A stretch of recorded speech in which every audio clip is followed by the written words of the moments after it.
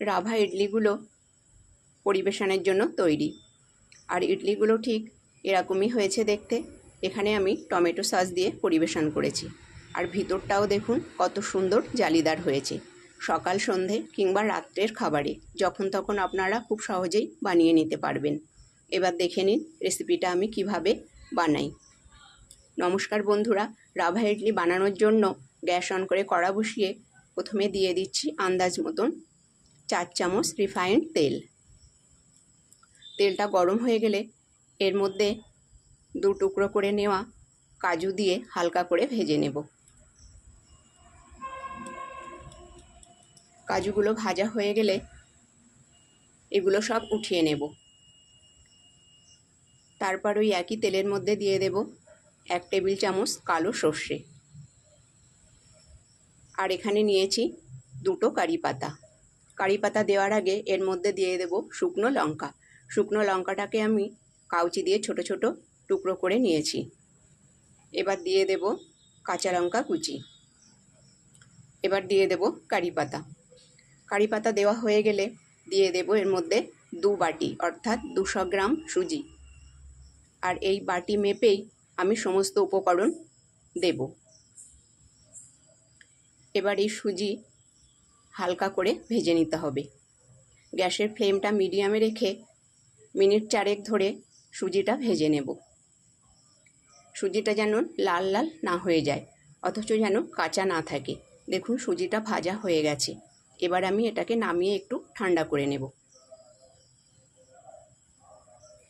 ওই একই কড়ার মধ্যে সামান্য একটু তেল দিয়ে আমি দিয়ে দিলাম 1 মুঠো ছোলার ডাল।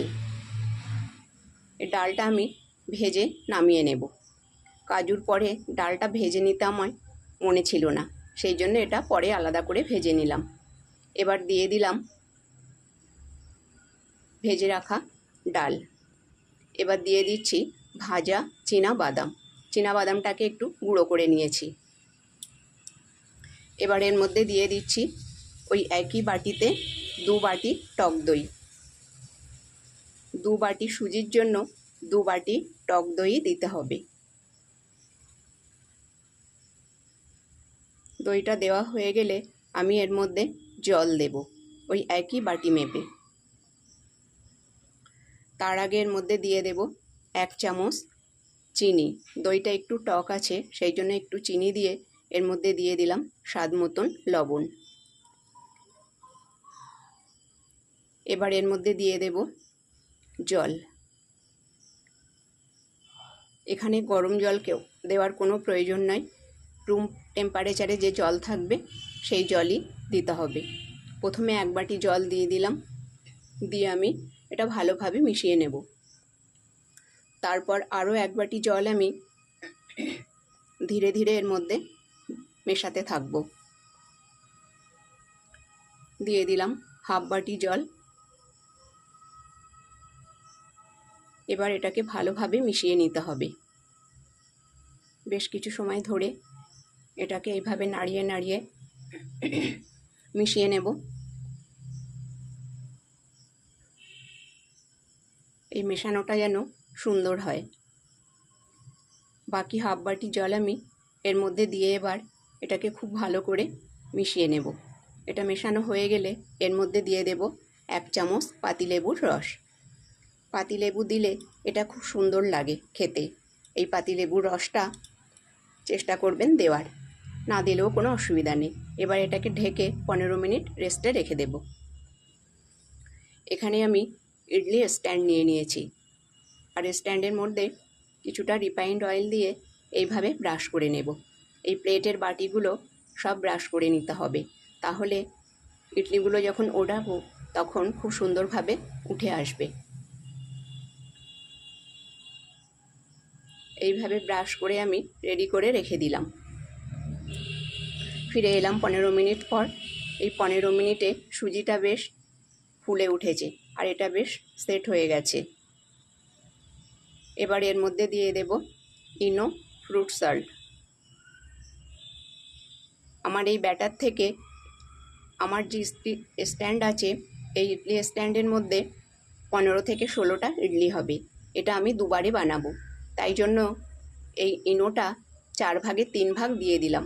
আপনারা এটাকে অর্ধেক অর্ধেক করে নিয়ে দুবারেও দিতে পারেন, অর্থাৎ ব্যাটারটা অর্ধেক অর্ধেক করে নিয়ে দুবারে করে নিতে পারেন। এবার এটা মেশানো হয়ে গেলে ইডলি স্ট্যান্ডের মধ্যে ভেজে রাখা কাজুটা উল্টো করে দিয়ে দিয়েছি। এবার আমি পৌনে 1 বাটি করে করে এইভাবে ভরে নেব। ইডলির প্লেটের বাটিগুলো এরকম পৌনে পৌনে করেই ভরে নিতে হবে, যাতে এটা ফুলে উঠবে, যেন উপরের বাটিতে লেগে না যায়। আর উপরের এই বাটি বা প্লেটটা যখন বসাবো তখন যে ছিদ্রটা আছে নিচের বাটির উপরে যেন থাকে। ঠিক একই রকমভাবে যখন তৃতীয়টা বসাবো, তৃতীয়টা যেন ওই বাটির উপরে ছিদ্রটা থাকে, অর্থাৎ ছিদ্রের উপর বাটি, তারপর বাটির উপর আবার ছিদ্র। দেখুন আমি এইভাবে সবটা সাজিয়ে নেব।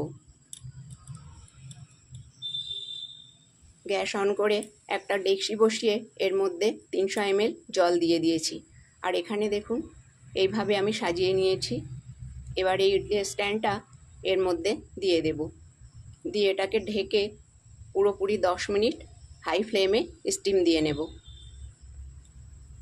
ফিরে এলাম 10 মিনিট পর। এবার এটা খুলে দেখে নেব। দেখুন ইডলিগুলো খুব সুন্দরভাবে ফুলে উঠেছে। একটা কাঠি দিয়ে তবু আমি চেক করে নেব ভিতরে কোনো কাঁচা আছে কি না। দেখুন কাঠিতে কিছু লেগে নেই, অর্থাৎ এটা সুন্দরভাবে হয়ে গেছে। এবার এটা আমি নামিয়ে নেব, নামিয়ে পাতিয়ে ঠান্ডা করে নেব। প্লেটগুলো খুলে ফ্যানের নিচে পাতিয়ে আমি তাড়াতাড়ি ঠান্ডা করে নেব। দেখুন প্লেটগুলো আমার ঠান্ডা হয়ে গেছে। এবার একটা চামচ দিয়ে